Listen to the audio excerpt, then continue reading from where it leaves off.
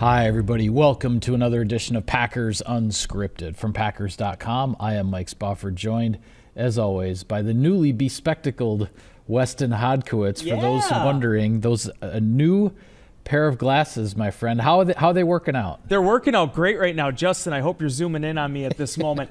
I hate buying glasses. We've had this discussion before. It is the most stressful process to me. I said this to a couple of our coworkers, Jennifer Ward and Lauren Stone, a couple days ago.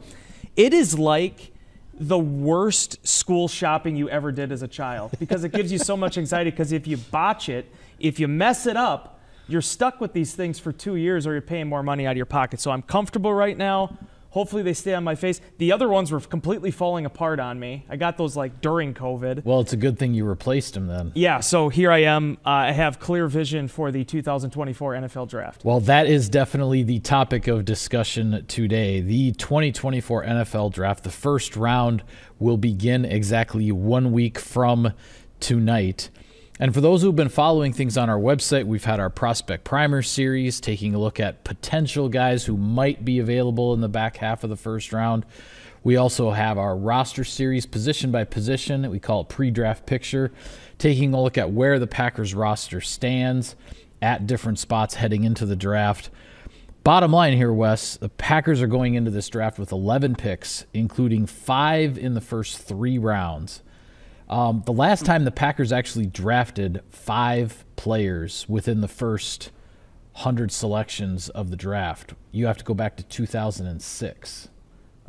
It was 18 years ago. That was the draft. They got Greg Jennings, Darren College, Jason Spitz, guys like that. So anyway, just your thoughts on kind of how this in general shapes up for Green Bay. I mean, the Packers don't have, I wouldn't say they have a bunch of glaring needs on the roster necessarily. There are certainly a lot of places to build depth, to fill in some holes, and to be going into this draft with 11 picks, including 5 in the first 3 rounds, Brian Gutekunst has to like where he sits. You want to keep cooking.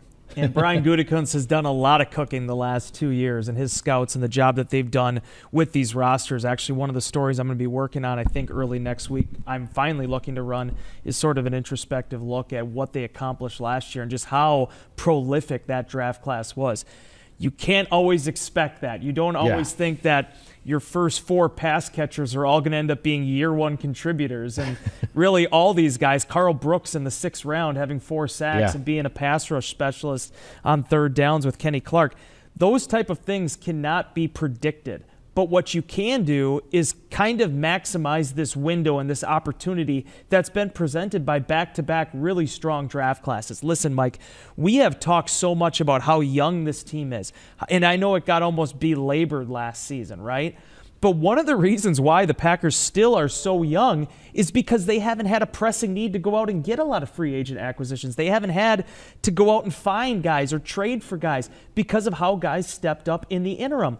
Last season, if you would have told me that the injuries that would have happened at receiver and cornerback, the Packers would have been able to wade through that, I would have had some real doubts because you were leaning on inexperienced guys and young rookies to be able to fill those shoes. They did that. And now you go into this 2024 NFL draft with an opportunity to really widen out that base, fill a couple holes that got brought to fold during the free agent process, and see if you can really continue to build on this upward trajectory they finished last season. Yeah, absolutely. And the position that everybody is talking about, probably more so than any other right now, is the safety spot. Obviously, Xavier McKinney, as we talked on our last show, was the free agent acquisition. The Packers also have Anthony Johnson Jr., 7th-round pick from last year, Benny Sapp, who was on the active roster toward the end of last season. He was an undrafted rookie a year ago. But a lot of talk about possibly finding, that second safety starter in this draft. I'm not entirely sold on that Brian Gutekunst is looking at this draft saying, I've got to find a starting safety. Because the safety position was as deep as it gets on the free agent market, and there are still some guys out there that Gutekunst could pursue if things don't fall the way he prefers in the draft. But if they do, I think this is where, with safety being, the one need that jumps out the most, because you really don't have somebody that you say, oh yeah, that's the guy who's going to start next to McKinney, right? So that's the need that jumps out the most. But there aren't really a lot of safety prospects being talked about as first-round picks in this draft, and that's where it works out nicely for Gutekunst that he has 2 picks in the second round and 2 picks in the third round. He can do whatever it takes to find a safety if he wants to go that way, and he doesn't have to overpay for him in the sense of his draft capital. The thing I love about Brian Gutekunst and why I believe he is truly one of the elite GMs in this league, and it's not just because of the shirt that I'm wearing at the moment, it's the fact that he never finds himself backed into a corner when he heads into an NFL draft. Michael, you're absolutely right about how things lined up. Very deep free agent class at safety. Some interesting possibilities that presented themselves at running back. Neither of those positions, I think, is considered a deep draft at those 2 spots. Right. We may get even into the third round before we see a running back come off the board. We'll have to wait and see. When you look at the safety position, there's guys that I think are going to be there in the second round, but not necessarily that Darnell Savage type that was, okay, this is the first defensive back off the board in 2019. When you have Xavier McKinney in there now, you have that option of potentially still looking at the free agent market like they did last year when they didn't draft a safety and they went and got Jonathan Owens a couple weeks later. Right. You could go that route. There's still some guys out there with some pretty good credentials on the market. Yeah. You could also find one of these guys on day 2 to pair up with McKinney and say, hey, you're a 4th-year veteran, you're a 24-year-old guy, you're relatable to these guys, help bring these guys along, and also while maybe counting on an Anthony Johnson Jr. to step up after seeing about 150 snaps last year on defense. All those possibilities are there, but I just like that when we talk about best player available, I really think that truly applies in Green Bay because in very limited instances have you seen the Packers go into a draft with a need where they came out of it like, okay, what are they going to do now? Right. Well, and what you said, too, about Gutekunst not backing himself into a corner, the way things went at running back in free agency was not how anybody thought, in advance it was going to go. But you lose Aaron Jones, you sign Josh Jacobs, but then everybody's wondering, okay, well, how high are the Packers going to draft a running back because you need somebody? Well, then he goes and brings A.J. Dillon back into the fold on a 1-year deal, right? So that's another example of he's not going to let himself get boxed in. You could say the same thing in some respects at the off-ball linebacker position because everybody's looking at it saying, okay, yes, Devondre Campbell is gone. You've got Quay Walker. You've got Isaiah McDuffie. The coaches have a lot of faith in those guys. But he goes out and brings back Eric Wilson, who is mainly a special teams player, but has a lot of experience at linebacker in a 4-3 scheme in Minnesota earlier in his career. He was a 100-plus tackle guy 1 year in his career in Minnesota. So I'm not saying Eric Wilson is just being plugged in as a starter. The Packers might find a starting off-ball linebacker. Edgerrin Cooper is a guy whose name is mentioned a lot, and there are certainly some others in that second and third round projection. But if the Packers had to play a game today, they have a third linebacker if they want one because Eric Wilson was brought back. That's the way Brian Gutekunst goes about things, and I give him a lot of credit for that because it just allows him to stay that much truer to his board and how they evaluate the players, so that you're not reaching to fill a need. You can let it fall and go, okay, that's the best guy out there, but you can also, with the draft capital that he has, he can target guys and move around the board, move up, move down. We'll talk a little bit more about that on our next draft preview show because there's certainly a lot of history of that.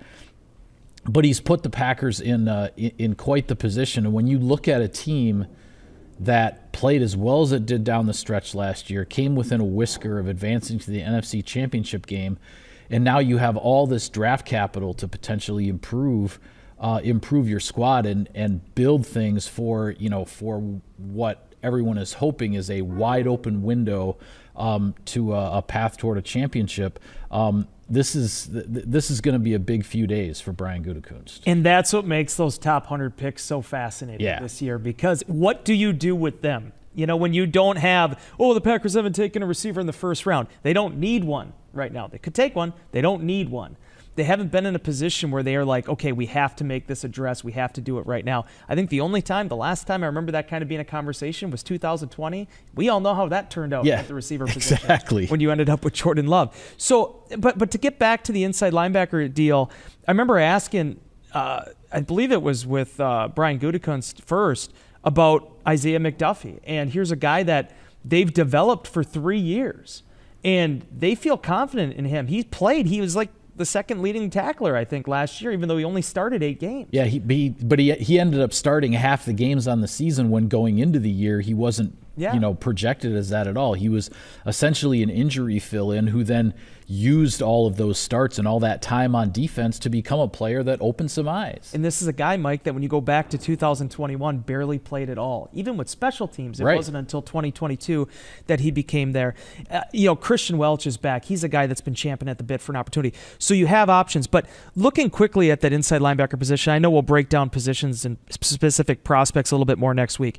Edgerrin Cooper's a guy I've talked your ear off about a lot. I wrote about him today in Insider Inbox again because I just don't have a good feel on where he's going to go. Yeah. Daniel Jeremiah has him as a top 25 guy right now. Some people have him in the 40s.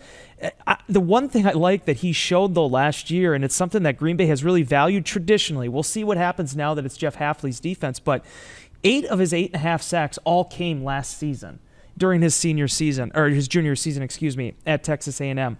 He has that ability to quickly shoot a gap. He has that size and ranginess you look for. Not quite the same type of athlete as Quay Walker. Doesn't quite have the height, doesn't quite have the overall weight, but plays fast. Peyton Wilson from NC State, the senior. He's another guy that on some boards is considered the top inside linebacker. And even like Jeremiah Trotter Jr. There are guys that are going to be in this conversation. And then with this 4-3 defense, they're not going to have to be thrown into the fire necessarily. If they earn it, they earn it. Yeah. But you're going to be able to work a guy in a base defense, much like they did with Isaiah McDuffie, and giving him that opportunity before he got more of a 3-down role.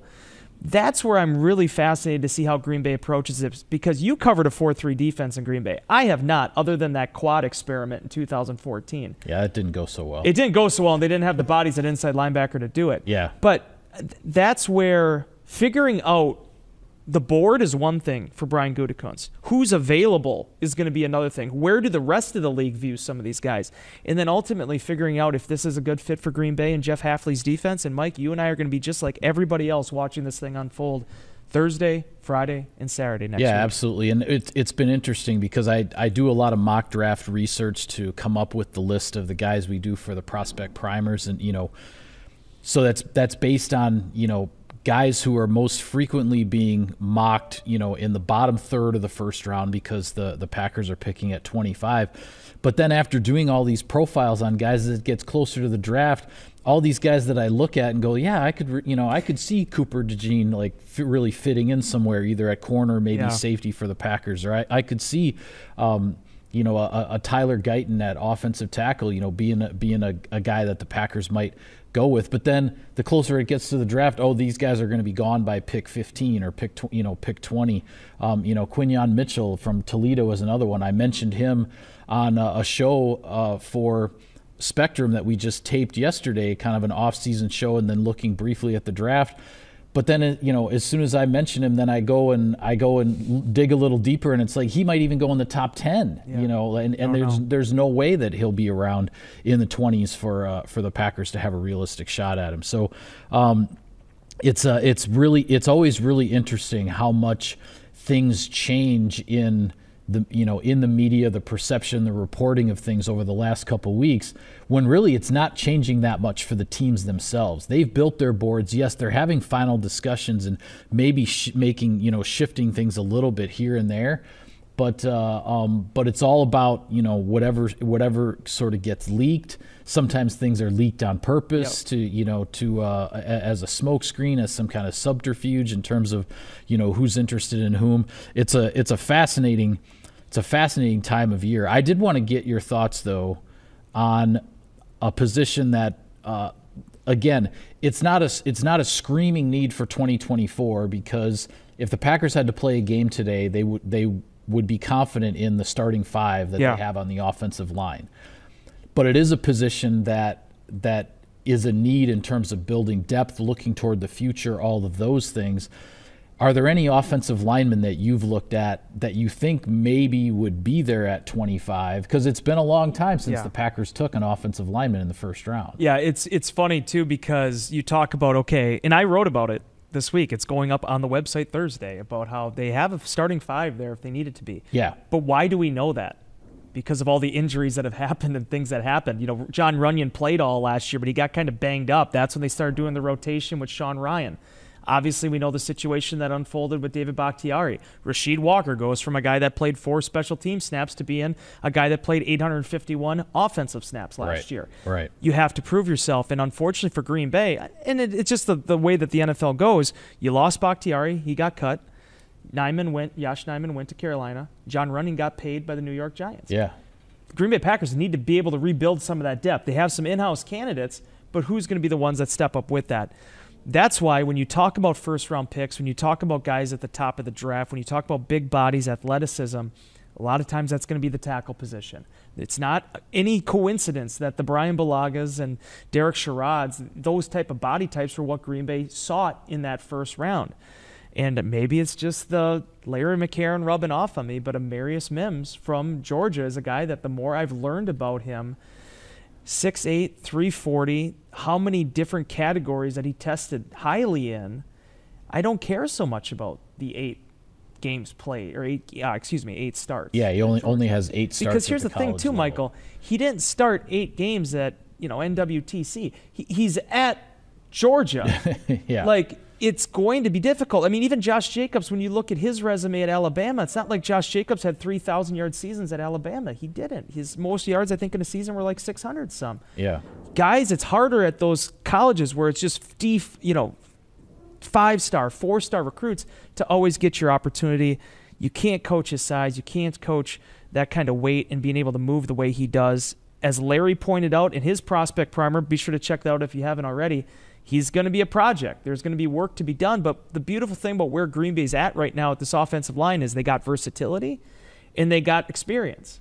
And if there's going to be any position that Green Bay still has some good experience at that you want to lean on, that's one of the good ones to do it at. Yeah, and the other thing I'll say about the offensive line, too, is that we heard from Brian Gutekunst, not only when he spoke to the media right after the season, but when he spoke at Indianapolis at the Combine and then also in Florida at the owners' meetings, he talked about how, as far as the development of the young wide receivers last year went, he felt that the competition that was in the room, the competition that was going on at practice for snaps, for playing time, for who was going to play what role, that was a huge factor in the accelerated development of these guys. So when I look at the fact that, yes, if the Packers lined up today, they would put Rasheed Walker at left tackle, they would put Sean Ryan at right guard.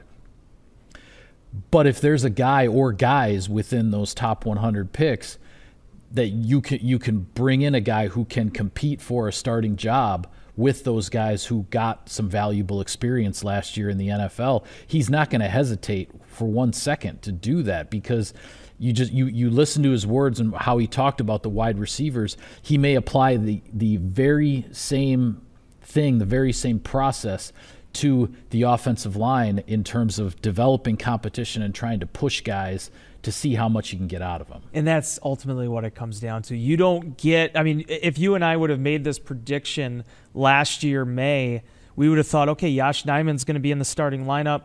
We'll have to see exactly where Zach Tom fits. Rasheed Walker was an afterthought for a lot of people at that point. Yeah. And then you get to the beginning of the season after a training camp, after a 9-week offseason program, and the cream does rise to the top. And next thing you know, Zach Tom ends up being a 17-game starter at right tackle. Will he be there this year? We'll have to wait and see. Much like with Elton Jenkins, there's decisions Green Bay has to make on where guys fit, what is their best position, and also where they have the most real, value to a football team. But bringing in a guy like Mims, even like Tyler Guyton, guys that could potentially be there in the second round as well, by deepening out that room, I don't think you can go wrong, because I'm not the biggest Jim Harbaugh fan, but his line at the owners' meetings about how there's one position that everybody else is dependent on, that they're not dependent on anybody, It's offensive line. You Yeah. have to have it, and the Packers need to be able to build that front up front for Jordan Love. Yeah, I think that's definitely something to watch as the 3 days of the draft unfold next week. A little bit of sponsor business here, Wes. Sirius XM NFL Radio delivers hard-hitting analysis and up-to-the-minute NFL news that true football fanatics need 24/7, 365. And at Cousin Subs, we have something for everyone, like our Wisconsin cheese curds, mac and cheese, golden fries, and creamy shakes, all paired with your favorite sub or sub in a bowl. Cousin Subs, 50-plus years of better. Last thing I want to get your thoughts on here before we sign off. I started looking at the draft from the NFC North perspective, and I got really intrigued. Yeah, what do you think the Bears are going to do? Yeah, well, here's my point. Yeah. We've talked a lot already about the Packers having 5 picks in the first 3 rounds. The Chicago Bears have 2 picks in the top 10, number 1 and number 9. What they're doing at number 1 is like the worst kept secret in, the history of the draft. But on top of that, the Minnesota Vikings, because of a trade that they made a few weeks ago, they have 2 first-round picks as well, number 11 and number 23. So everybody is wondering, are the Vikings going to package those 2 picks to try to jump up into the top 5 or 6 or wherever that might be to get a quarterback, a guy they believe could be their next franchise quarterback? There's a lot of intrigue here with the NFC North, with what Chicago has, and what's kind of bizarre is that Chicago has 2 picks in the top 10 and only 2 more picks for the rest of the draft. Yeah. So that also has people wondering, are they going to take that number 9 pick, get as big a haul of other picks as they can, so that they can try to build more depth and everything on their roster out of this draft? Because otherwise, after by 8:30 on Thursday night, the Chicago Bears are only going to have 2 more picks left for the rest of the 3 days. Yep. But it's interesting. And then on top of that, you have Detroit picking at number 29. The Lions advanced to the NFC Championship game last year. The Lions are used to picking in the top 10, in the top 12, sometimes in the top 5. Yeah. The Lions are sitting back there at 29, and they actually only have 4 picks in the first 5 rounds of the draft. A very different situation than where Green Bay is. When it was clear that the 2 best teams in the division last year were the Packers and the Lions. Just, what thoughts do you have on how much the NFC North in some ways kind of is going to control the early parts of this draft because of the capital that these teams possess? Well, everything starts with the Vikings. You have to get a quarterback. Yeah. You have to. You can't be a sitting duck in this conference, this division. I mean, the conference too. But this division with Caleb Williams going to Chicago, the Packers appearing to be on the come up, and Detroit being an NFC title, contender. For that reason, I think they got to they have to get a quarterback. And honestly, I think a lot of that's going to depend on Marvin Harrison Jr. and Malik Neighbors.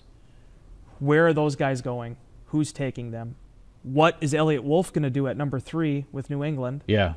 Which quarterbacks could be available there from 4 to 6, 7, 8? Yeah.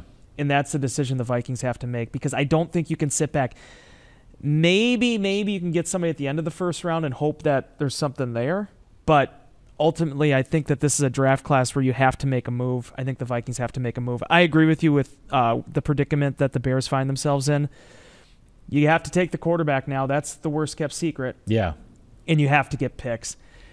I don't say this disrespectfully to the Bears, because, Mike, if you remember what I said last year when we were going through this, I wasn't sold on Chicago last year. I'm still not sold on Chicago. They just aren't deep enough with their entire roster. They're making strides, but they still have big questions on the offensive line. They have some issues still on defense. And then the fact that they are now transitioning to yet another starting young quarterback. Yeah. The Bears need picks. So if it's me, I move out of that 9 spot. I take Caleb Williams. I move out of the 9 spot. As far as Detroit's concerned, you are right. They don't pick a lot at the end of the round, but Brad Holmes has done plenty of that. John Dorsey's done plenty of that.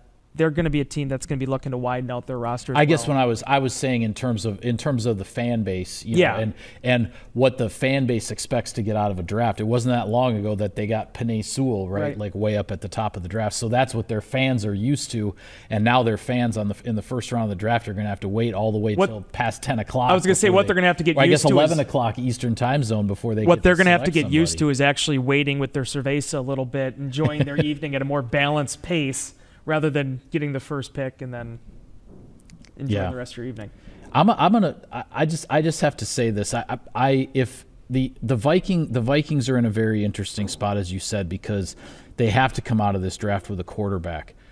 But I know I told you a few years ago when there was all this talk about the quarterbacks and everything in the first round, that I just wasn't sure about any of those guys except Trevor Lawrence. Yeah. In terms of spending a first-round pick. Now, I still think that Justin Fields has a chance to do something in this league if he's given the right opportunity and in the right surroundings, and things just didn't work out that way in Chicago. But all these guys that are being talked about as first-round quarterbacks again this year, and I know Jaden Daniels won a Heisman Trophy and all this kind of stuff, but outside of Caleb Williams, being number one overall, and the Bears are going to take him, I don't know. I'm not crazy about any of these guys. So I guess, if the Vikings are going to move up to get their guy, good luck to them. But there are certainly plenty of years where first-round quarterbacks don't work out, especially if you end up throwing them into the fire right away. And if you're the Vikings and you do get that guy and you start the season with Sam Darnold because you're going to let your young guy develop, well, all it takes is a couple of losses and everybody's going to be screaming to put the young guy in there, and he's going to get thrown in there anyway. So it's not an easy spot for the Vikings to be in, and not an easy spot for the Bears either, because everybody knows they need picks. So how much are they really going to get for the number 9 pick when they're dangling it out there and everybody knows that they probably want to trade it? Depends on what quarterbacks are still available. That's what to move up and get. That's what it's going to come down to. My question for you, this was not on the pre-production rundown, but I'm going to put you on the spot here. All right. Well, I do it to you plenty. So Michael Penix Jr., where does he go? I've seen him at 14. I've seen him at 31. Because I think that's the quarterback. That's where the run ends. So how quickly does that run come and go? I think there's probably 6 quarterbacks taken in the first round. I think he's the last one.